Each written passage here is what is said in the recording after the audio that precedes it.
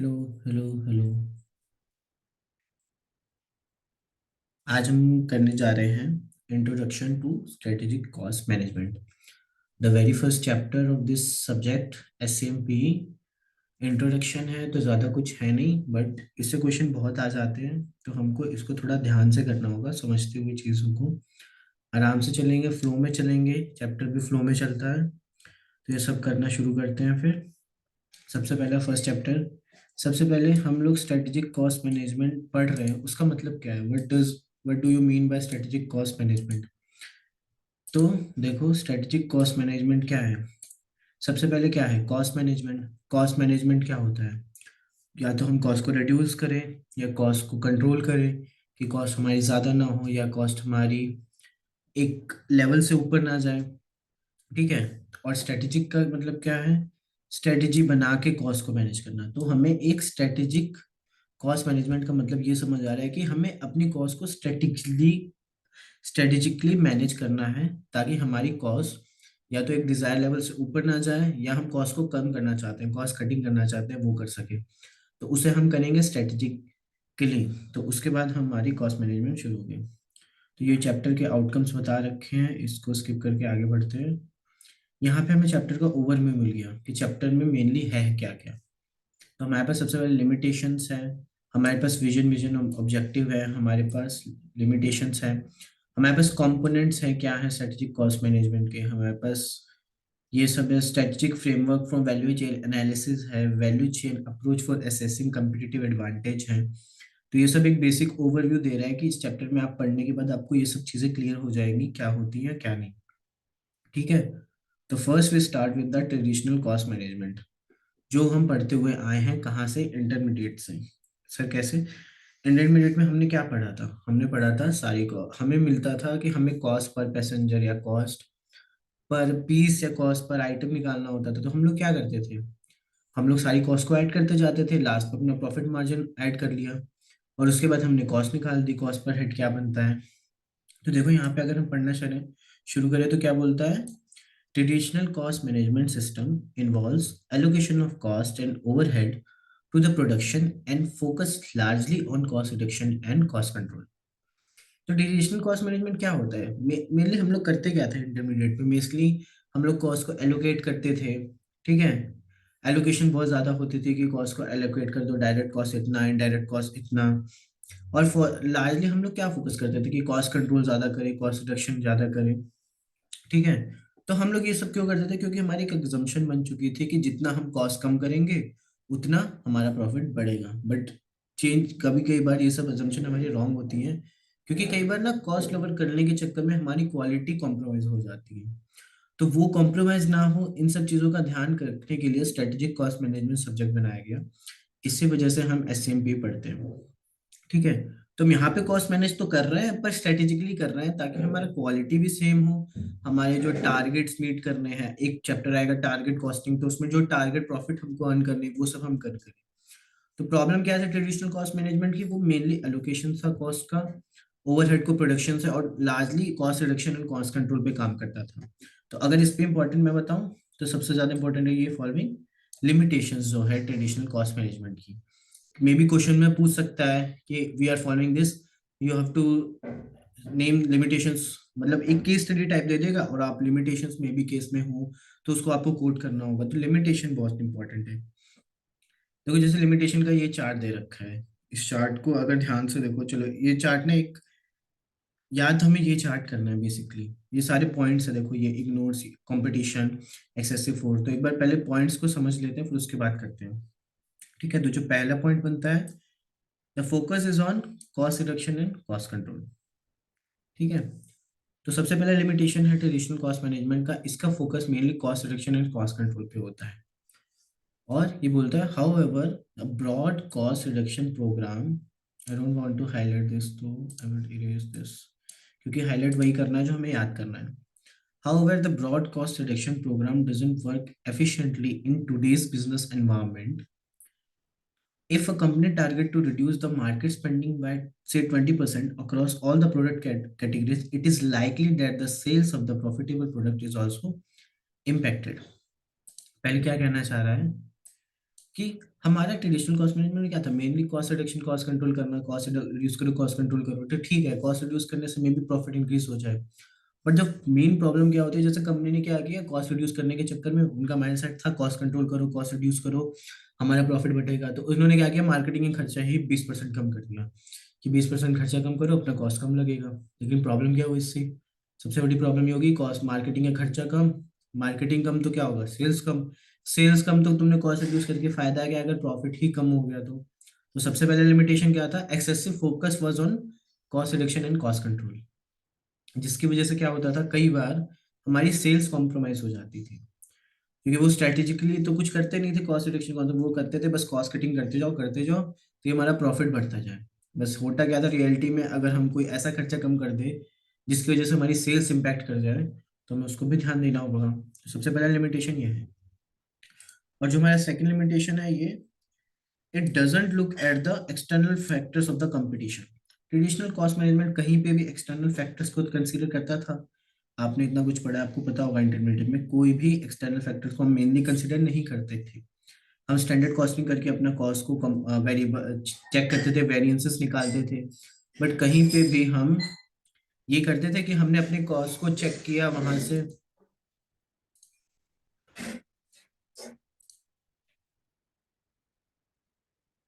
हाँ, तो हम क्या थे, ट्रेडिशनल कॉस्ट मैनेजमेंट का हमेशा जो फोकस था ना, वो इंटरनल होता था मेनली। हम लोग एक्सटर्नल फैक्टर्स को ध्यान नहीं देते थे। इसकी वजह से क्या होता था कि हमारे मार्केट कंपटीटर कोई चीज कम रेट पे प्रोक्योर कर रहे हैं, हम लोग उसका ध्यान नहीं दे रहे, हम अपना वेरिएंस एनालिसिस करते जा रहे हैं और अपना कॉस्ट कंपेयर करते जा रहे हैं। इसकी वजह से हम कई बार ध्यान नहीं देते कि मार्केट में क्या चल रहा है, डायनेमिक्स क्या है मार्केट की, जिसकी वजह से हम लोग काफी पीछे रह जाते थे। तो सेकंड पॉइंट यही था कि अवर traditional cost management doesn't look at the external factors of the competition, market growth and customer requirement।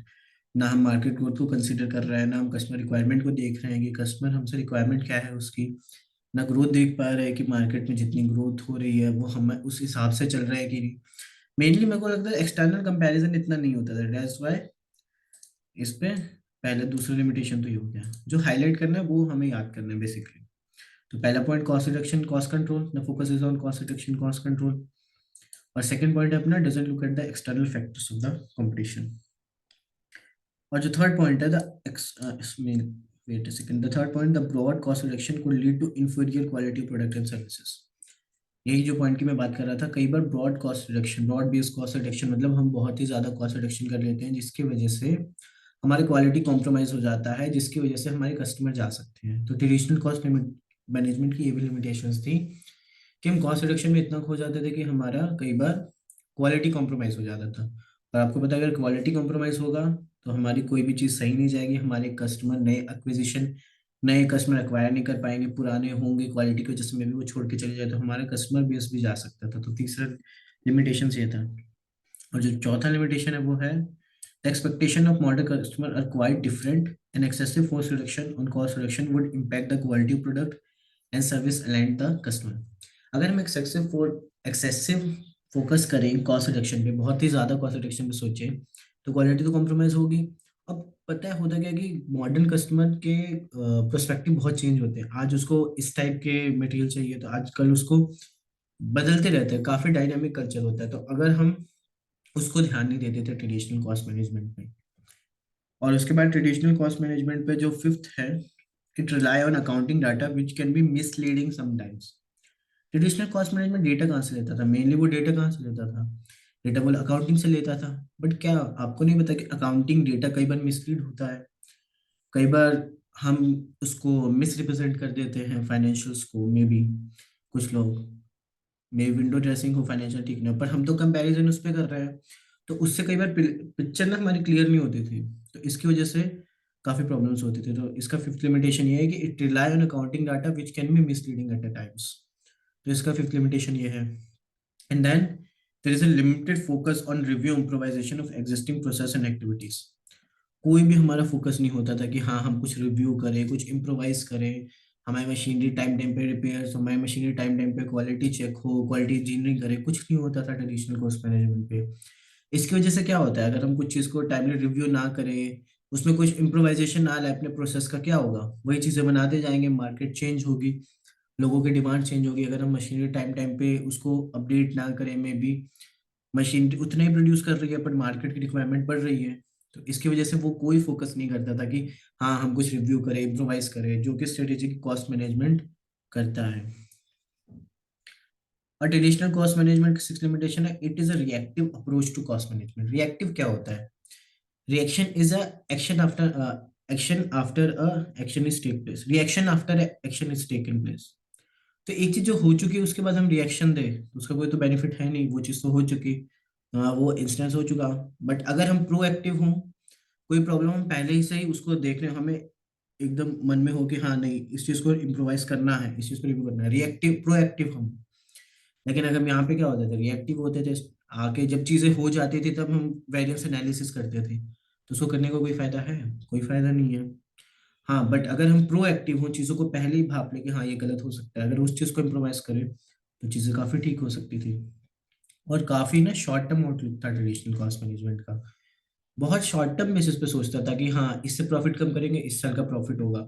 But आप ये क्यों नहीं सोच रहे हो, अगर हम कुछ चीज़ों पे ध्यान दें, इम्प्रोवाइजेशन पे ध्यान दें, और अपनी चीज़ों को बढ़ाने में, अपनी क्वालिटी को इंक्रीज करने में, ताकि हमारे कस्टमर, अगर हम इस चीज़ों पर ध्यान दें तो हमारे आने वाले 5-10 साल में प्रॉफिट तो डबल ट्रिपल हो सकते हैं। बट ये चीज़ ना ट्रेडिशनल कॉस्ट मैनेजमेंट नहीं ध्यान देता था।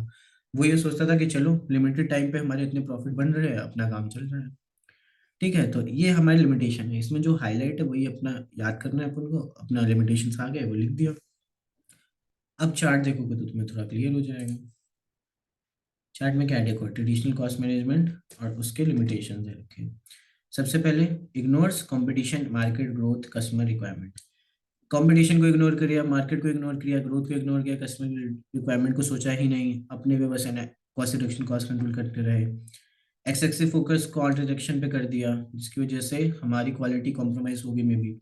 डायनेमिक ऑफ मार्केट को ध्यान नहीं दिया, ये सब चीजें की। एंड लिमिटेड फोकस किया रिव्यू और इम्प्रोवाइजेशन में। रिएक्टिव अप्रोच है और काफी शॉर्ट टर्म आउटलुक है। ठीक है, तो या तो हमें limitation of traditional cost management यही कर रहे हैं, जो हाईलाइट है आप देख सकते हो, इसको हाईलाइट कर सकते हो अपने बुक में। पहला point, cost reduction, cost control doesn't look at the external factor of competition, and the broad based cost reduction could lead to inferior quality, quality inferior हो सकती है, और expectation of modern customer are quite different, and the we are relying on the accounting data which can be misleading, and it is a limited focus हम review improvisation पे कर रहे हैं, and reactive approach है, then short term outlook है। इसको अब तो समझ आ गया आपको, फटाफट इसको याद कर लेना जो हाईलाइट है आपको। Now we are coming to strategic cost management. थोड़ा ना हम एग्जाम ओरिएंटेड चल रहे हैं, तो थोड़ा हम जो जो इंपॉर्टेंट है उस चीज़ों का ध्यान रखते हुए पढ़ेंगे, बट समझेंगे हम सब कुछ। ठीक है, अब आता है स्ट्रेटेजिक कॉस्ट मैनेजमेंट शुरू कहाँ से होता है। तो अब जो मैंने कहा, याद करो स्टार्टिंग में, कि हमें सिर्फ कॉस्ट कंट्रोल या कॉस्ट रिडक्शन ही पे ध्यान नहीं देना है, हमें कॉस्ट को ना स्ट्रेटेजिकली मैनेज करना है। स्ट्रेटेजिकली मैनेज करने का मतलब कि जो आज हम compete कर रहे हैं किसी भी एनवायरनमेंट में, वहां पे ना कस्टमर के रिक्वायरमेंट्स काफी डायनेमिक है, मार्केट बहुत चेंज हो रहा है, टेक्नोलॉजी बहुत चेंज हो रही है। और जो भी हमारे शेयर होल्डर्स है, हमें ना ज्यादा प्रॉफिट, शेयर होल्डर को ज्यादा रिटर्न ऑन इक्विटी चाहिए, हम लोग को ज्यादा प्रॉफिट चाहिए, तो ये सब कब होगा? जब हम अपनी कॉस्ट को स्ट्रेटेजिकली मैनेज करें। अगर हम कॉस्ट रिडक्शन, कॉस्ट कंट्रोल करते ही जाए, हम लोग कुछ इंप्रूवमेंट कर ही नहीं रहे हो, तो हम कैसे अच्छे प्रॉफिट अर्न करेंगे? तो इसलिए अपने कॉस्ट को कंट्रोल करना, रिड्यूस करना है, पर एक स्ट्रेटेजिकली करना है। तो आप बोलोगे स्ट्रेटेजी कहाँ से आएगी? स्ट्रेटेजी आएगी अपनी कॉस्ट मैनेजमेंट टेक्निक से, जो कि आपकी एक डेफिनेशन है स्ट्रेटेजिक कॉस्ट मैनेजमेंट की। डेफिनेशन क्या कहती है? Strategic cost management is the application of cost management technique so that they improve the strategic position of a business as well as control cost। हम क्या करेंगे, कॉस्ट मैनेजमेंट टेक्निक जो कि बहुत सारी हमें बताई हुई होंगी, उसको अप्लाई करेंगे ताकि हमारी strategic positioner of a business improve हो, हम मार्केट के डायनामिक्स को देखते हुए काम करें, कस्टमर की डिमांड को देखते हुए काम करें, और अपनी ग्रोथ पे, रिव्यू पे, इम्प्रोवाइजेशन पे ध्यान दें, ताकि हमारी बिजनेस की स्ट्रेटेजिक पोजीशन भी बढ़ जाए और साथ में कॉस्ट भी कंट्रोल होगी। मैं आपको एग्जांपल देता हूँ कि जैसे अगर हम ट्रेडिशनल कॉस्ट मैनेजमेंट पे ध्यान दें तो हम क्या प्रिवेंटिव मेंटेनेंस करवाएंगे? नहीं करवाएंगे, नहीं करवाएंगे, कॉस्ट रिडक्शन होगा। बट आप ये बात सोचो, अगर हम प्रिवेंटिव मेंटेनेंस ना करें मशीन की, उसको टाइम टाइम पे रिपेयर ना करें, तो क्या वो मशीन ब्रेक डाउन नहीं होगी? ब्रेक डाउन होंगे तो हमारे लेबर आवर लॉस नहीं होंगे, हमारे पीसेस बन नहीं पाएंगे, है ना?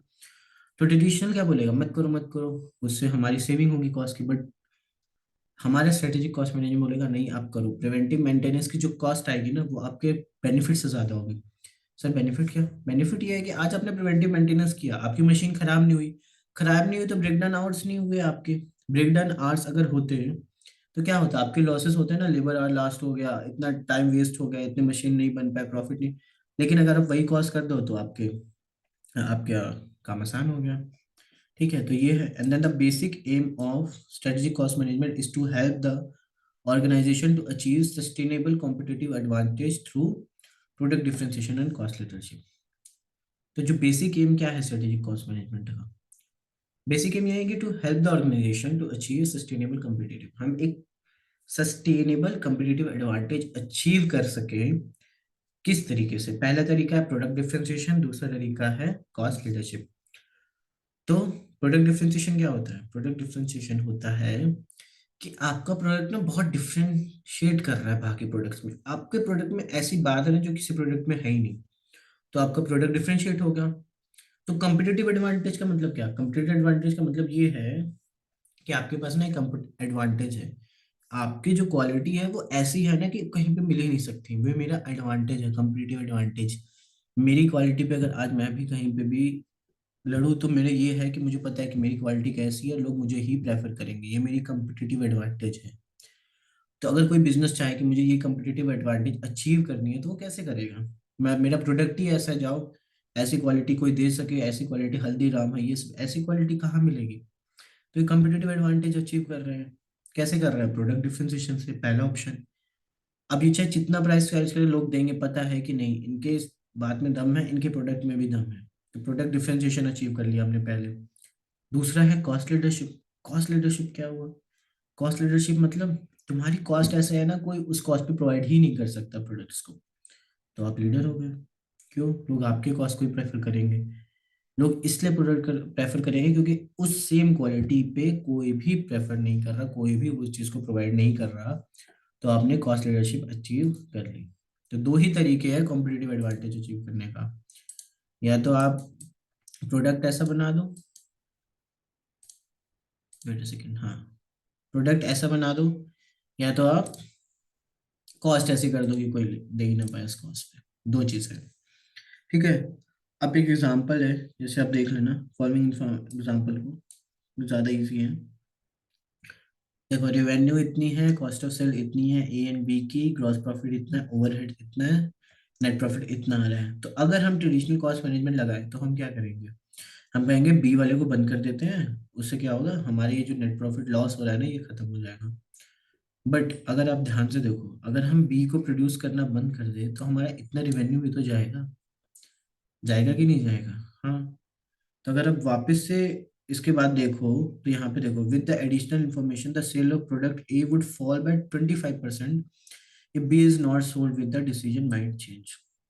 मतलब अगर हम प्रोडक्ट ए बी को बंद करते हैं तो क्या होगा, हमारे ए की सेल 25% डाउन होगा, तो 25% डाउन हुआ तो क्या होगा, ए की सेल कितनी है, 60 है, अगर 25% डाउन हुआ तो कितनी सेल गई।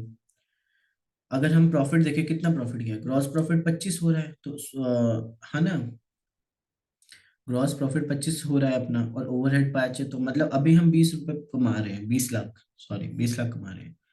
लेकिन अगर हम इसको बंद करें तो हमारी 25% सेल डाउन होगी, सेल डाउन होगा तो क्या होगा, प्रॉफिट डाउन होगा, तो हमारा लॉस कितना होगा, 5 लाख का, है ना। लूज कितना कर रहे हैं, 5 लाख, और नहीं बनाते, अगर मान लो बंद नहीं करते तो कितना लॉस हो रहा था, 2 लाख। तो सोचो अगर ट्रेडिशनल कॉस्ट मैनेजमेंट पे जाते वो तो कहता बंद कर दो, लेकिन हमने जब स्ट्रेटेजिक कॉस्ट मैनेजमेंट लगाया तो हमें पता चला अगर इसको बंद किया तो हमारा 5 लाख का नुकसान है, लेकिन अभी तो 2 लाख का ही हो रहा है ना आपका नुकसान। इससे क्या हुआ, हमारा 3 लाख का जो एक्स्ट्रा लॉस होना था वो बच गया। बट क्यों बचा, क्योंकि हमने स्ट्रेटेजिक कॉस्ट मैनेजमेंट लगाया, इसकी वजह से हमारा वो कॉस्ट बचा। अगर हम स्ट्रेटेजिक कॉस्ट मैनेजमेंट ना लगाते तो हमारा कॉस्ट नहीं बचता। इसको हाईलाइट से हटा दो क्योंकि ये सिर्फ एग्जाम्पल है, इसे याद करना नहीं है। ठीक है, ये एग्जाम्पल से आपको क्लियर हो गया ना कि ट्रेडिशनल कॉस्ट मैनेजमेंट क्या है और स्ट्रेटेजिक कॉस्ट मैनेजमेंट क्या है।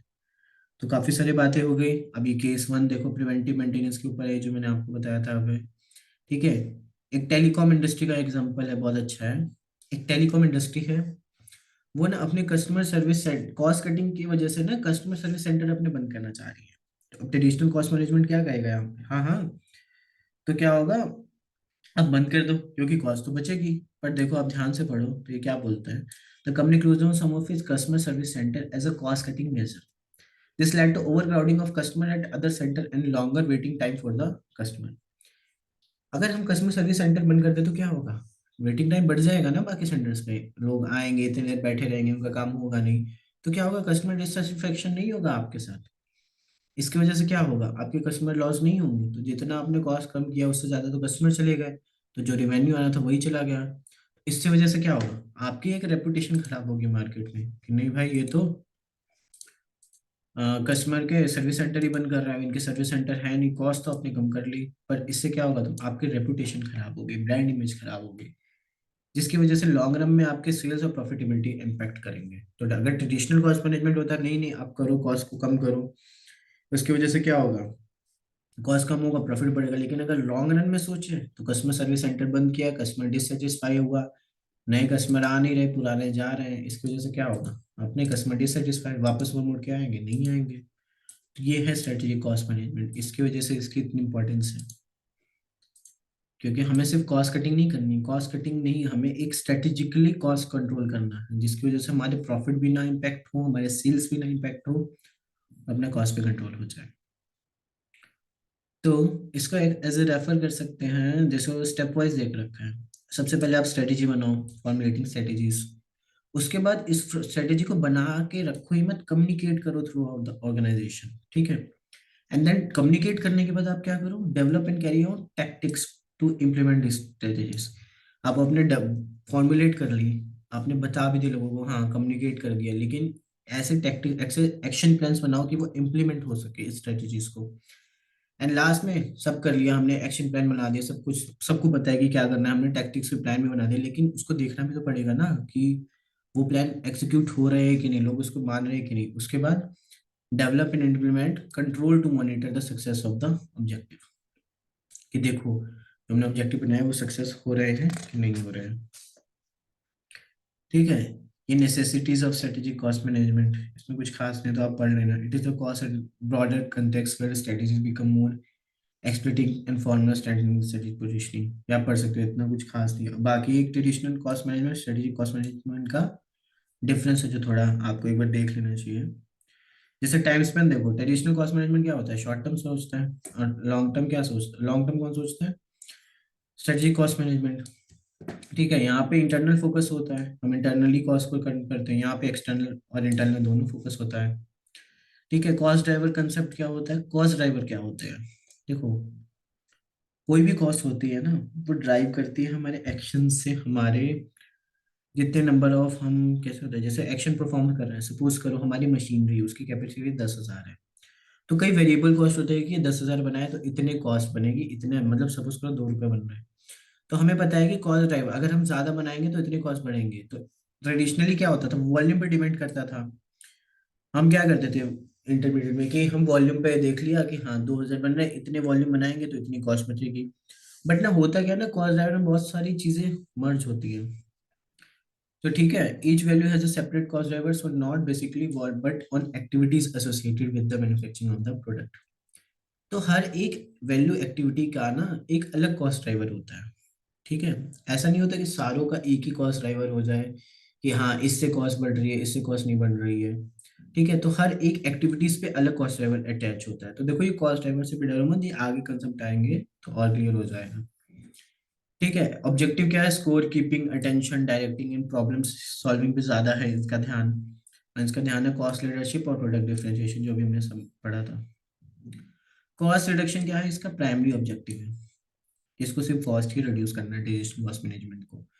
बट स्ट्रेटेजिक कॉस्ट मैनेजमेंट का प्राइमरी ऑब्जेक्टिव है कॉस्ट कंटेनमेंट। कॉस्ट कंटेनमेंट क्या है, आप कॉस्ट को रिड्यूस तो करो, साथ में वैल्यू भी इंप्रूवमेंट करो साथ साथ में, कि आपकी इम्प्रूव वैल्यू भी बढ़ रही है, आपका कॉस्ट भी रिड्यूस हो रहा है। इसकी वजह से आप लॉन्ग टर्म में सस्टेन कर पाओगे। अप्रोच क्या है, रिस्क अवर्स है, रिस्क नहीं लेना चाहता है कोई, इसको रिस्क लेने की कैपेबिलिटी नहीं, risk taking and ability to observe with the changing environment. इसकी रिस्क टेकिंग एबिलिटी है और एबिलिटी है अपने आप को अडॉप्ट करने का, जितने एनवायरनमेंट चेंज हो जाए। वो तो हमने बात की थी कि strategic cost management external factors को ज़्यादा ध्यान देता है। तो आप एक बार ये डिफरेंस देख लेना। अब देखते हैं components of strategic cost management क्या है। हमने समझ आ गया ट्रेडिशनल कॉस्ट मैनेजमेंट क्या होता है, उसकी लिमिटेशंस क्या होती है, स्ट्रेटेजिक कॉस्ट मैनेजमेंट क्या है, उसके इंपॉर्टेंस क्या है, उसके एलिमेंट कंपोनेंट्स अब हम देखने जा रहे हैं कंपोनेंट्स क्या है। तो तीन कंपोनेंट है, पहला है स्ट्रेटेजिक पोजिशनल एनालिसिस, दूसरा है कॉस्ट ड्राइवर एनालिसिस करना, तीसरा है वैल्यू चेन एनालिसिस। सबसे पहले क्या है strategic positioning analysis. Strategic positioning analysis का मतलब है कि हमारी पोजीशन क्या है as compare to our rivals, जिसकी वजह से हम ताकि हम कंपनी एक बार देख सके कि किस टाइप की वैल्यू हम बना रहे हैं अपने राइवल से अगेंस्ट। देखो बेसिकली स्ट्रेटेजिक पोस्टिंग एनालिसिस ये है कि हमारी पोजीशन क्या है as compare to our rivals, तो हम मतलब हम यहाँ स्टैंड करेंगे। तो पढ़ लेते हैं। इट इज मैं आपको बता देता हूँ यहाँ तक, हाँ यहाँ तक आप हाईलाइट करो। It is a relative position with in the industry matter for the position. Company की रिलेटिव पोजीशन क्या है जिस इंडस्ट्री में वो काम कर रही है, हमें पता है कि हमारी पोजीशन ये हम इस लेवल पे काम करते हैं, हमारा ये मार्केट चलता है। It reflect the choices a company make about the kind of value it will create and how value it will be creating. तो इससे हमें क्या पता चला है, हमारी पोजीशन ये है कि हाँ हम इस चीज के लिए एक्सपर्ट है, कि हमको पता है कि हमारी क्वालिटी के लिए हम एक्सपर्ट है अपनी इंडस्ट्री में। तो हम इससे क्या होगा, हम अपनी इस काइंड की वैल्यू बनाएंगे ना कि अपनी क्वालिटी को कॉम्प्रोमाइज ना करें, ताकि कोई भी कॉस्ट रिडक्शन कुछ भी करना हो बट हमारी कॉस्ट रिडक्शन क्वालिटी पे ना आए। इस चीज से क्या होगा, इस चीज से हमें पता चल जाए कि हमें कैसे काम करना है, हमारी वैल्यू कैसे बढ़ सकती है, and how will be value will be created different from the rival, और मेरे राइवल से डिफरेंट वैल्यूज कैसे मैं क्रिएट कर सकता हूँ। ठीक है, तो आप पढ़ लेना, इतना कुछ खास नहीं है। जो मेन है ये है ये भी पेस्टल है। तो कौन से मॉडल पे हम इसको एनालाइज कर सकते हैं, पेस्टल 5 फोर्सेस, पॉलिटिकल, इकोनॉमिकल। हाँ हमें अपनी पोजीशन चेक करनी है, ये हमारी पोजीशन क्या है। ठीक है, स्ट्रेटेजिक पोजीशन कैसे पता चलेगी, पहले एक्सटर्नल एनवायरनमेंट को देख के, कैसे है हमारा external environment, internal environment, external environment आपको पता है ना कि कस्टमर क्या है, कस्टमर की डिमांड कैसा है, डायनेमिक्स क्या है, मार्केट कैसा है, कितना मार्केट चेंज हो रहा है, फ्लक्चुएट हो रहा है, कस्टमर की डिमांड बढ़ रही है नहीं बढ़ रही। एक्सटर्नल एनवायरनमेंट को देख लिया कि हाँ हमारे कस्टमर ऐसे प्रेफर कर रहे हैं हमको, इंटरनल एनवायरनमेंट कैसा है हमारी कंपनी का ये देख लिया। एंड देन ऑर्गेनाइजेशन की वैल्यू क्या है, कल्चर सिस्टम कैसे वो क्रिएट कर रही है, तो ये सब हमें पता कैसे चलेगा। पेस्टल, पेस्टल क्या, political, economical, social, technological, environmental and legal factor को ध्यान रखते हुए, और पॉर्टर के 5 फोर्सेस का ध्यान रखते हुए, जो कि पॉर्टर के 5 फोर्सेस अभी आएंगे। ये सब ध्यान रखेंगे तो हमारी स्ट्रेटेजिक पोजीशन एनालिसिस हो जाएगी। ठीक है, ये आप रीड कर लेना क्योंकि इसमें ज़्यादा कुछ है नहीं। जो मेन है अपना वो है कॉस्ट ड्राइवर एनालिसिस, जो अभी हम पढ़ रहे थे वो इम्पोर्टेंट है थोड़ा। ठीक है, तो देखो कॉस्ट ड्राइवर एनालिसिस क्या होता है। कॉस्ट ना बहुत चीज़ों से ड्राइव होती है, जैसे मतलब बहुत चीज़ों से कोई भी कॉस्ट बढ़ती है। कॉस्ट एक सिंपल फंक्शन नहीं है कि इतना वॉल्यूम बढ़ गया इतना उससे बढ़ गया, जो ट्रेडिशनल बोलता था कि अरे 10,000 बना रहे हो इतना कॉस्ट ले लो, 20,000 पे इतना कॉस्ट ले लो, बट कॉस्ट ऐसा नहीं है। कॉस्ट में बहुत सारे एलिमेंट होते हैं। सबसे पहले कॉस्ट होते हैं दो टाइप के, ब्रॉड वेज में हम बताते हैं, एक तो स्ट्रक्चरल कॉस्ट ड्राइवर एंड एक एग्जीक्यूशनल कॉस्ट ड्राइवर। ठीक है, तो स्ट्रक्चरल कॉस्ट ड्राइवर ये है, अपना एग्जीक्यूशनल कॉस्ट ड्राइवर ये है। ठीक है, तो दो कॉस्ट ड्राइव करता है सब कुछ। सबसे पहले structural cost driver, structural cost driver समझ रहे हो, स्ट्रक्चर जो कंपनी के स्ट्रक्चर कैसे हैं, ऑर्गेनाइजेशन फैक्टर्स कैसे हैं जिसकी वजह से हमारा cost of the firm product drive करता है, मतलब बढ़ता है, which drive organization in very way. देखो क्या होता है कि अगर हमारी कंपनी लार्ज स्केल पे काम कर रहा है, बहुत ही ज्यादा, हम एक दिन के लाख 10 लाख 20 लाख यूनिट बना रहे हैं, तो क्या होगा हमारे कॉस्ट, इकोनॉमिक कॉस्ट क्या होगा, कॉस्ट ऑफ पर यूनिट हमेशा मोस्टली कम होगा, क्योंकि इकोनॉमिक ऑफ स्केल हो जाएगा हमारा, हर कॉस्ट पे कम आएगी हमारी। तो ये स्ट्रक्चरल कॉस्ट ड्राइवर है। ठीक है, तो इसमें देखो the usage of technology and complexity of operation determine the cost of various activity with in a firm. जितने टाइप की हम टेक्नोलॉजी यूज कर रहे हैं, कॉम्प्लेक्सिटी है, उस सब से क्या होगा, इकोनॉमी ऑफ स्केल होगी, जिसकी वजह से हमारी कॉस्ट ड्राइव होगी। ठीक है, ये तो स्ट्रक्चरल कॉस्ट ड्राइवर होगी हमारी। स्ट्रक्चर का अगर बेसिक मतलब देखो तो ये है कि हमारा ऑर्गेनाइजेशन स्ट्रक्चर कैसा है जिसकी वजह से कॉस्ट ड्राइव कर रही है।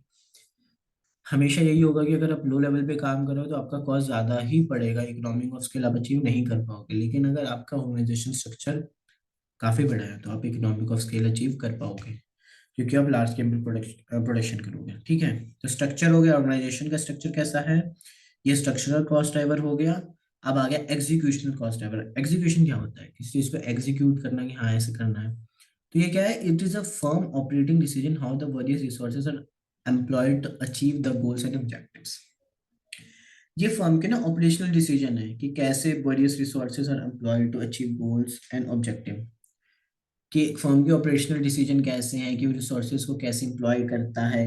कई बार फर्म ना अपने रिसोर्सेज को ही सही से यूटिलाइज नहीं कर पाता है, तो उसकी वजह से काफी उसके कॉस्ट ड्राइवर इंक्रीज हो जाते हैं। तो उस चीज का काफी ध्यान देना होता है, तब जाके बेसिकली स्ट्रक्चर, तो आपके ऑर्गेनाइजेशन का स्ट्रक्चर कैसा है उस पर डिपेंड कर दिया। एग्जीक्यूशनल कि आप कैसे डिसीजन लेते हो, अगर आप डिसीजन सही टाइप से लो, सही कॉस्ट पे लो, तो आपके क्या होंगे, हमेशा ही कॉस्ट कम हो जाएगा, कॉस्ट रिडक्शन कर पाओगे। ठीक है, और ये डिटरमाइन किस पे करता है, मैनेजमेंट स्टाइल एंड पॉलिसी पे, कि मैनेजमेंट का स्टाइल कैसा, मैनेजमेंट की पॉलिसी कहता है, उसमें भी तो कॉस्ट डिपेंड करेगा। ठीक है, तो हमने सबसे पहले क्या किया था, हमने किया था स्ट्रेटेजिक पोजीशनिंग एनालिसिस कर लिया, कॉस्ट ड्राइवर एनालिसिस कर लिया। स्ट्रेटेजिक पोजीशनिंग एनालिसिस पढ़ के हम क्या समझे, हम ये समझे कि हमको अपनी पोजीशन कैसे पता चलेगी मार्केट में। हम पेस्टल करेंगे, पेस्टल क्या, political, economical, social, technological and legal factors. Last one is legal, okay, we will do PESTEL for, ताकि हमें पता चले कि हमारी पोजीशन क्या है एज कम्पेयर टू मार्केट। देखो आप अगर समझ के करोगे ना, तो आप चीज़ों को लिख पाओगे। मे बी आप एग्जाम में ये स्ट्रेटेजिक पोजीशन एनालिसिस आ गया तो आप लिख सकोगे, तो इस चीज़ को समझते हुए याद होगा। तो वो कॉस्टिंग को याद करना ना थोड़ा एक ट्रिकी काम है, तो बट याद तो करना पड़ेगा, और कोई ऑप्शन है नहीं, क्योंकि हमें नहीं पता ना एग्जाम में क्वेश्चन कहाँ से उठ के आ जाए। बट एक बार हम उस चीज़ को समझते हुए उसको ना, मैं बता रहा हूँ, जितना आप रेपिटेटिवली इस चीज़ को पढ़ते रहोगे ना, आपको ये याद हो जाएगी। ठीक है, हमने सबसे पहले क्या किया, स्ट्रेटेजिक पोजीशनिंग एनालिसिस पढ़ लिया, फिर हमने कॉस्ट ड्राइवन एनालिसिस पढ़ लिया। हमें कॉस्ट ड्राइवन एनालिसिस पढ़ के क्या पता चला कि कॉस्ट ना कोई वॉल्यूम पे नहीं डिपेंड करता, कि हाँ इतना वॉल्यूम बनाया इतना कॉस्ट पड़ी है। कॉस्ट ना के बहुत सारे ड्राइवर्स होते हैं, जैसे स्ट्रक्चरल ड्राइवर हो गया, ऑर्गेनाइजेशन का स्ट्रक्चर क्या है। ठीक है, स्ट्रक्चर पे भी कॉस्ट डिपेंड करेगा। एग्जीक्यूशन क्या हो गया, अब हम आते हैं थर्ड, और ये बहुत ही इंपॉर्टेंट है, वैल्यू चेन एनालिसिस। इससे बहुत क्वेश्चन आते हैं, बहुत ही ज्यादा इंपॉर्टेंट है, इसको प्लीज ध्यान से सुनना। ठीक है, अब आते हैं सबसे पहले इसका मतलब क्या है। भाई वैल्यू चेन एनालिसिस पहले समझाओ, ये वर्ड क्या है। वैल्यू चेन एनालिसिस का मतलब है, आपका कोई भी फर्म है, कोई भी कंपनी है ना, वो एक चेन में प्रोसेस बनता है। सबसे पहले प्रोसेस प्रोक्योर होता है, कि हम गए सामान लेके मार्केट से आए, फिर उस सामान को हमने रखा, फिर उस सामान पे हमने ऑपरेशन परफॉर्म किए, फिर उस सामान को हमने पैकिंग किया, फिर उस सामान को हमने सेल किया। तो ये ना बहुत सारे चेन में ना प्रोसेस चलते हैं। ऐसा नहीं होता कि आप सामान लाए बेच दिया, वो ट्रेडिंग हो गया बेसिकली। ट्रेडिंग में भी बहुत वैल्यू एडिंग होती है। पर अभी हम मैन्युफैक्चरिंग के अगर कंसर्न से बात करें, तो हमारे बहुत सारे चेन में ऑपरेशन चलते हैं। तो वैल्यू चेन एनालिसिस का मतलब होता है कि हम अपने चेन को एक बार समझें, उसको एनालाइज करें, और उससे पता चले कि किस चेन में कौन सा प्रोसेस वैल्यू ऐड कर रहा है, कौन सा नहीं कर रहा है। अगर कोई प्रोसेस वैल्यू ऐड नहीं कर रहा है, तो हमें क्या करना चाहिए, वो कोई भी बता सकता है कि उसे एलिमिनेट करना चाहिए। कोई भी प्रोसेस अगर वैल्यू क्रिएट नहीं कर रहा है, तो आप इसे एलिमिनेट करो, और जो वैल्यू क्रिएट कर रहा है तो इसे ऐड करो। तो वैल्यू चेन एनालिसिस क्या हुआ, नॉर्मल भाषा में समझे तो, जो जो प्रोडक्ट हम, जो जो ऑपरेशंस हमारी चेन में वैल्यू प्रोवाइड कर रहे हैं हमारे, उसे हम ऐड करते जाएं, और जो वैल्यू प्रोवाइड नहीं कर रहे उसे हम हटाते जाएं। इससे क्या होगा, सिर्फ वैल्यू एडिंग एक्टिविटीज होगी, और वैल्यू एडिंग एक्टिविटीज होगी तो हमारे नॉन वैल्यू एडिंग एक्टिविटीज हट गई, उससे हमारे नॉन वैल्यू एडिंग एक्टिविटीज के कॉस्ट भी गए। तो ये होता है वैल्यू चेन एनालिसिस करना। देखो यहाँ पे पढ़ो, it is a process by which firm identifies and analyze various activities that add value to the final product. ठीक है, and then it eliminates such non-valuing activities which do not add any value to the final product. और जो product कोई भी value add नहीं कर रहे उसे हम एलिमिनेट करते जाएंगे। और इससे क्या होगा, स्टार्टिंग में पढ़ा था ना, इससे हम it helps to firm to obtain cost leadership and cost improve cost product differentiation. इससे हमारी कॉस्ट लीडरशिप भी अचीव हो गई, प्रोडक्ट डिफरेंशिएशन भी अचीव हो गया। अच्छा, ये आइडिया आया किसके पास, ये आइडिया आया था माइकल पॉटर के दिमाग में। इसने देखा कि हर एक चीज ना एक एक्टिविटी में चल, एक चेन में चलती है, चेन ऑफ एक्टिविटीज होती हैं। उसके बाद फाइनल प्रोडक्ट बनता है। जैसे जैसे आपको पता होगा प्राइमरी एक्टिविटीज होती हैं, सेकेंडरी एक्टिविटीज होती हैं, है ना। प्राइमरी हो गया, एक सेकेंडरी हो गया, है ना। और उसके बाद हमारा मार्जिन होता है, ठीक है। तो सबसे पहले प्राइमरी करते हैं, स्टार्ट को छोड़ोगे तो फॉर द मोमेंट बिंग ये इसको जो जो काम का मैं वही कराऊंगा। The various activities taken by a firm can be broadly classified into primary activities and secondary activities. जितनी भी एक्टिविटी एक फर्म करती है उसे हम दो में क्लासिफाई कर सकते हैं, पहली होती है प्राइमरी, दूसरी होती है सेकेंडरी। प्राइमरी एक्टिविटीज वो एक्टिविटीज होती हैं जो ना डायरेक्टली इन्वॉल्व होते हैं transformation of a firm product into raw material into output. मतलब रॉ मटेरियल बनाने से लेकर उसे फिनिश गुड तक बनाने तक जो भी प्रोसेस लगता है उसे हम कहते हैं प्राइमरी एक्टिविटीज। तो सर सेकेंडरी किसको कहते हैं? सेकेंडरी एक्टिविटीज वो एक्टिविटीज होती हैं जो एक्टिविटी आपके प्राइमरी को सपोर्ट करती हैं, ठीक है। तो बेसिकली प्राइमरी एक्टिविटीज क्या है? अपनी इंपॉर्टेंट एक्टिविटीज है जो वैल्यू एडिंग एक्टिविटी है, और सेकेंडरी भी अपनी वैल्यू एडिंग एक्टिविटी है जो आपको सपोर्ट करती है। जैसे प्राइमरी में मैं आपको एग्जांपल दूं तो आप प्रोडक्ट लाए, उस पर ऑपरेशन किया, मशीन से उसको बनाया एंड देन उसको पैकिंग किया, ये सब प्राइमरी हो गया। बट जो भी स्टाफ है उसे,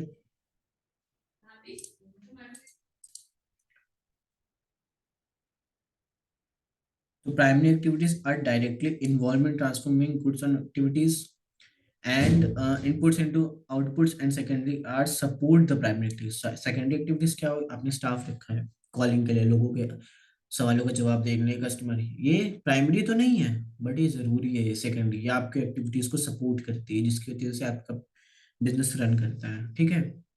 तो प्राइमरी एक्टिविटीज के जो एलिमेंट्स हैं, सबसे पहले क्या है? प्राइमरी एक्टिविटीज इंक्लूड, पहला है आपका कौन सा जल्दी बताओ मेरे को। Inbound logistics. इनबाउंड लॉजिस्टिक्स मतलब receiving, storing and distributing the input to the production process. Inbound logistic का मतलब सीधा समझो ना यार, कि हमारे गुड्स आ गए हमारे पास, वो इनबाउंड लॉजिस्टिक। उसके बाद हम उसे रिसीव किया, स्टोर किया, डिस्ट्रीब्यूट किया, प्रोडक्शन प्रोसेस को दे दिया, लो भैया अपना गुड्स तैयार करना शुरू करो, हम रॉ मटेरियल आ गई है। तो हमारा प्राइमरी में इनबाउंड लॉजिस्टिक का काम खत्म। अब आ गए हम ऑपरेशंस पे। सेकेंड एक्टिविटी है ऑपरेशन। ऑपरेशन में क्या होगा? हम उसे ट्रांसफॉर्म करेंगे, उस चीज को बनाएंगे, उसको एनमोल्ड करेंगे, मॉडिफाई करेंगे, फाइनल प्रोडक्ट बनाएंगे। वो हो गया अपने ऑपरेशंस। और जो हमारी थर्ड है ऑपरेशन में, जैसे machining, packaging, testing, equipment maintenance, ये सब अपने ऑपरेशन के पार्ट्स हो गए। बहुत ध्यान से समझो यार, बहुत इंपॉर्टेंट है। And then we have outbound logistic. Outbound logistics क्या होते हैं? अब आप बना के घर, ऑफिस में या कंपनी में रखे तो नहीं रहोगे, उसको डिस्ट्रीब्यूट भी तो करोगे, तभी बेचोगे, तभी तो पैसे आएंगे। तो इस एक्टिविटीज को कलेक्ट करना, स्टोर करना, डिस्ट्रीब्यूट करना, प्रोडक्ट को फैक्ट्री से कस्टमर तक, उसे कहते हैं हम आउटबाउंड लॉजिस्टिक्स, ठीक है। And then we have marketing and sales. Marketing and sale, इस वजह से लोगों को पता चलता है, अरे भाई इसका ये प्रोडक्ट है, ये खरीदना, ये मस्त है। तो कैसे पता चला? मार्केटिंग से ही पता चला। तो मार्केटिंग क्या है? Advertising, promotion, distribution, selection, sales force management and pricing policy. And last we have in the primary activities is service. Service क्या? जैसे for example installation, repair, parts replacement, ठीक है। तो वापस से समझते हैं क्या क्या है हमारे पास। सर दो टाइप की एक्टिविटीज होती है वैल्यू चेन एनालिसिस में। सबसे पहले होती है अपनी प्राइमरी एक्टिविटीज। प्राइमरी में होती है इनबाउंड लॉजिस्टिक, सामान लाए, अपने प्रोडक्शन प्रोसेस को दिया, वो सबको बोल देंगे इनबाउंड। देन उसके बाद हो गए ऑपरेशन, उस सामान को मशीन में डाला, उसे प्रोसेस किया, उसे फाइनल प्रोडक्ट बनाया, उसको टेस्टिंग किया, उसको हर चीज की। Then we have outbound logistic, उसको बना के कंपनी तक नहीं रखा, उसे लोगों तक पहुंचाना, स्टोर करना, डिस्ट्रीब्यूट करना फैक्ट्री से कस्टमर तक, वो outbound logistic. Then we have marketing and sales. Marketing and sale, जिसकी वजह से कस्टमर को पता चला हाँ भैया इनका प्रोडक्ट है ये सब कैसे? मार्केटिंग एंड सेल से मतलब एडवर्टीजमेंट करना, प्रमोशन करना, डिस्ट्रीब्यूशन चैनल खोलना, सर्विस करना, सेल्स करना, ये सब अपने मार्केटिंग एंड सेल पे। Then we have service, after sale service जो दिया, ये सब, ये सारे आपके प्राइमरी एक्टिविटीज हैं। लास्ट में ये एग्जांपल दे रखा है, वो एग्जांपल आप देख लेना। And then we have, example देखोगे आपको क्लियर हो जाएगा। Then we have support activities. Primary समझा? समझा कि नहीं? समझ के then we are support activities, सबसे पहले इसमें procurement of purchasing raw material supplies under consumer required as input from primary activities. Sir अभी तो पढ़ा कि इनबाउंड लॉजिस्टिक में प्रोक्योरमेंट हो। अरे भाई, इसका मतलब है प्रोक्योरमेंट मतलब उस प्रोक्योर करना उस सामान को ये सप्लाईज को इनपुट के लिए उसको प्रोक्योर करने के क्या करना होगा, कॉल करना होगा, मेल करना होगा, बातें, तो ये सब भी क्या है, ये एक्टिविटीज नहीं है। बिना फोन किए तुम्हारा सामान आ जाएगा, बिना ऑर्डर दिए नहीं आएगा ना। तो ये ऑर्डरिंग करना ये सब क्या है, ये सब प्राइमरी एक्टिविटीज को सपोर्ट कर रही है। किसको सपोर्ट कर रही है, इनबाउंड लॉजिस्टिक को सपोर्ट कर रही है। तब जाके हमारा प्रोडक्ट कहीं ना कहीं जाके इनपुट्स में हमें रिसीव होगा, प्रोक्योर होगा। तो ये सेकेंडरी सपोर्ट एक्टिविटीज में प्रोक्योरमेंट पे आ गया। ठीक है, purchasing of raw material. And then we have technological development, जो इंक्लूड करता है technical knowledge, equipment, hardware, software, any other technological development. जो हमारे पास कंप्यूटर है, हार्डवेयर है, सॉफ्टवेयर है। जैसे सपोज हमने सॉफ्टवेयर लगा रखा है कि ना, जैसे हमारा स्टॉक लेवल इससे कम हुआ तुरंत अपने आप ऑर्डर प्लेस हो जाता है, सॉफ्टवेयर बनवा रखा है। तो ये क्या है, टेक्नोलॉजिकल डेवलपमेंट है। क्या ये जरूरी नहीं है, जरूरी है, ऑब्वियसली बहुत जरूरी है। क्या ये इसको सपोर्ट करती है प्राइमरी को, हाँ करती है। तो हाँ, ये सब बहुत जरूरी है। तो टेक्नोलॉजिकल डेवलपमेंट में जो भी तुम्हारे कंप्यूटर हुए, हार्डवेयर हुए, इक्विपमेंट हुए, ये सब टेक्नोलॉजिकल डेवलपमेंट में आ गया। नेक्स्ट, इन सबको चलाने के लिए हमें इंसान की जरूरत होती है, जो होते हैं ह्यूमन रिसोर्स मैनेजमेंट। मतलब सिलेक्शन करना लोगों का, रिक्रूटमेंट करना, प्लेसमेंट करना, ट्रेनिंग करना, अप्रेजल करना, रिवॉर्ड देना, प्रमोशन करना, ये सब अपना ह्यूमन रिसोर्स मैनेजमेंट है। तो ये सब क्या, ये सब सपोर्ट करते हैं। बिना इंसानों के आप प्रोडक्ट बना नहीं पाओगे। तो ये वैल्यू एडिंग एक्टिविटीज हैं। वैल्यू एडिंग भी है, सपोर्ट एक्टिविटीज हैं, इनके बिना काम नहीं होता। सपोर्ट या सेकेंडरी एक्टिविटीज आप इसे कह सकते हो। At the last we have in the support activities is firm infrastructure. कैसा है भाई साहब आपका, तब पता चलेगा कि हम कैसे काम। फंड इंफ्रास्ट्रक्चर में क्या है, planning, finance, account, legal, government affair, quality management. Planning की टीम आपकी कैसी है, फाइनेंस की टीम ठीक है, अकाउंटिंग ठीक से हो रही है, लीगल इंफ्रास्ट्रक्चर आपका ठीक से मैनेज हो रहा है कि नहीं, ये सब भी अपने वैल्यू एडिंग एक्टिविटीज है। तो मैं एक बात बताऊं आपको, आप ना वैल्यू चेन एनालिसिस हमने शुरू किया, हमें पता चला वैल्यू एडिंग क्या है, नॉन वैल्यू एडिंग क्या है। हमें प्राइमरी एक्टिविटीज और सपोर्ट सेकेंडरी एक्टिविटीज पता चला क्या होती है, जिसे सपोर्ट एक्टिविटीज भी कहते हैं। तो इनके सब डेफिनेशन एकदम अच्छे से याद करना, एकदम एग्जैक्ट लिखना, क्योंकि क्वेश्चन पेपर में क्वेश्चन आते हैं इस टॉपिक से। तो आपने एकदम हर चीज को एकदम सही से एक्सप्लेन किया, एंड देन उसके बाद वो केस पे पूछ लेंगे, केस पे आपको बताना होगा क्या है क्या नहीं है। ठीक है, तो प्राइमरी पढ़ लिया, सेकेंडरी पढ़ लिया। अब हमारे पास कंसेप्ट इनसाइड में अगर देख लें, कंसेप्ट इनसाइड में आपको बताएगा, एक मिनट, जस्ट अ सेकेंड। हाँ, कंसेप्ट इनसाइड में आपको बताइए, आप पढ़ लेना, इसमें कुछ खास नहीं। अब आते हैं थोड़े और इम्पोर्टेंट पार्ट के ऊपर, जिसे कहते हैं स्ट्रेटेजिक फ्रेमवर्क। क्या है भाई हमारे वैल्यू चेन एनालिसिस करने का, कैसे हमें पता चलेगा कि एक इंडस्ट्री प्रॉफिटेबल है कि नहीं है। ठीक है, तो हम स्ट्रेटेजिक फ्रेमवर्क है अपना, एक तो इंडस्ट्री स्ट्रक्चर एनालिसिस करना, कोर कंपिटेंसी एनालिसिस करना, एंड देन सेगमेंटेशन एनालिसिस करना।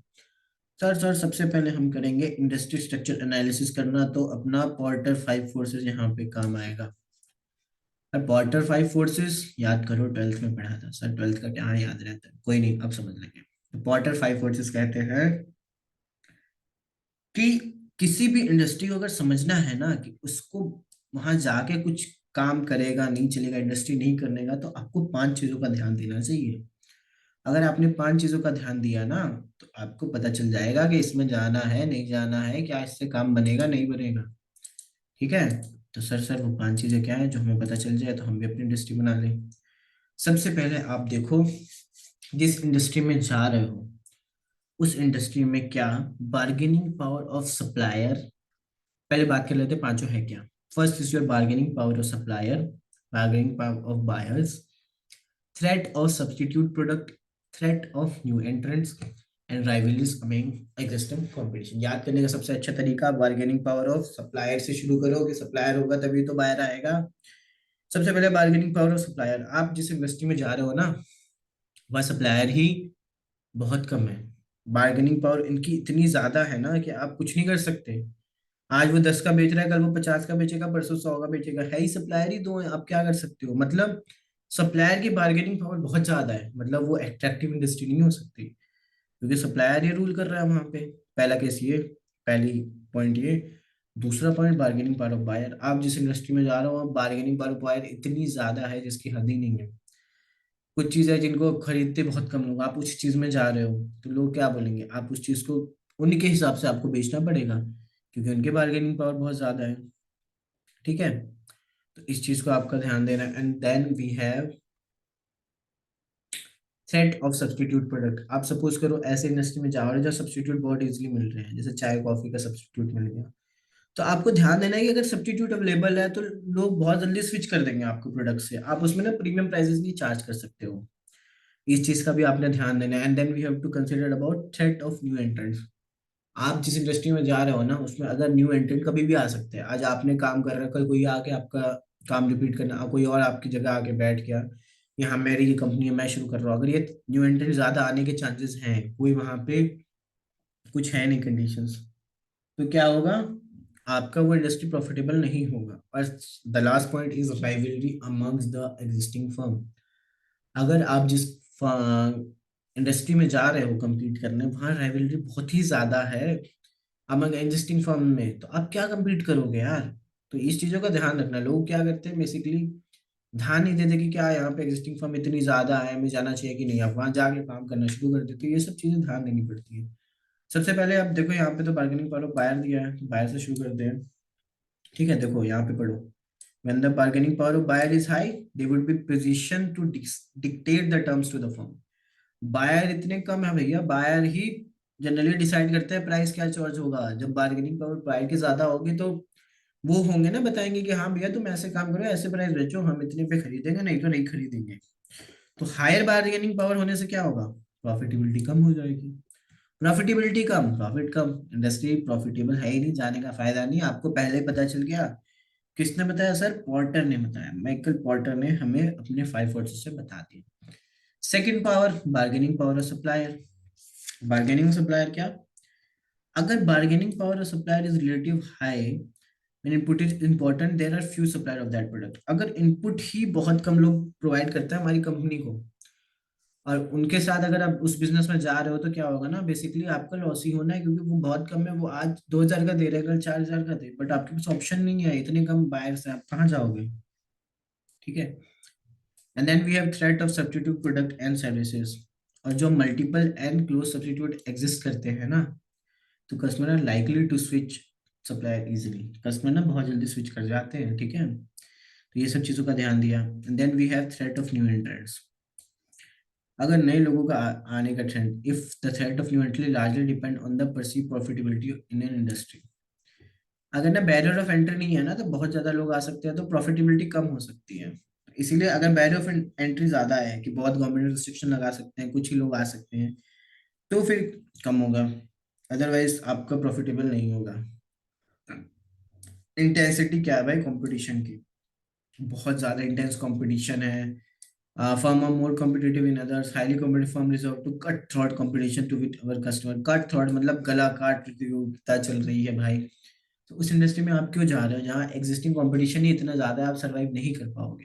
तो ये 5 चीजों पर आप ध्यान दो ना, तो आपको पता चल जाएगा आपकी इंडस्ट्री प्रॉफिटेबल है कि नहीं है। अगर आपकी इंडस्ट्री प्रॉफिटेबल नहीं है, तो आपको उसमें नहीं जाना चाहिए। तो क्वार्टर 5 फोर्सेस एनालिसिस हमने पढ़ा, बार्गेनिंग पावर ऑफ बायर पढ़ लिया, बार्गेनिंग पावर ऑफ सप्लायर पढ़ लिया, देन वी थ्रेड पढ़ लिया क्या है, थ्रेड ऑफ न्यू एंट्रेंस क्या है, इंटेंसिटी ऑफ कंपटीशन क्या है।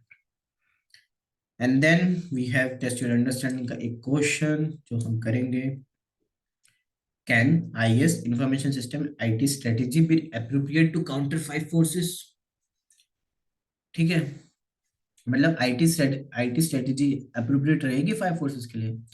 तो ये अप्रोप्रिएट रहेगी to counter 5 forces to help organisation to have a comfortable existence. सबसे पहले राइवलरी, देखो हमने पढ़ा था ना, राइवलरी में existing firm, threat of new entrants, supplier का प्रेशर मतलब bargaining power of supplier, bargaining power of buyer मतलब customer pressure, threat of substitute हमने पढ़ा था। ये सब चीजें वही हैं, 5 फोर्सेस वही हैं जो हमने पढ़ा था, तो हम आईटी इंडस्ट्री में लगा सकते हैं।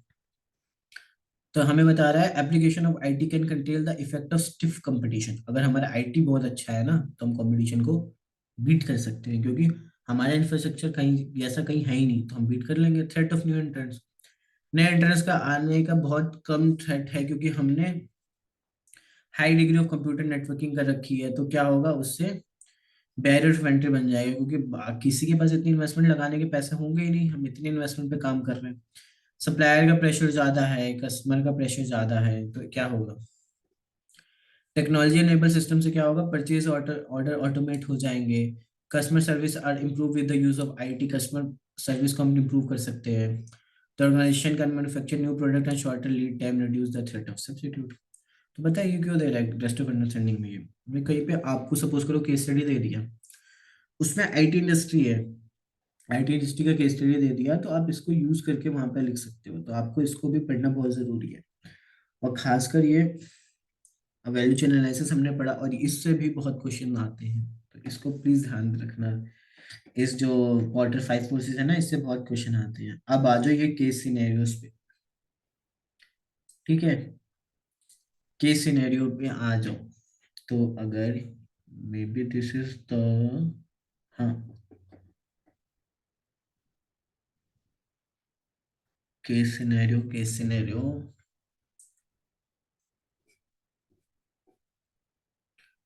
We will do it after the break, तब तक के लिए बाय।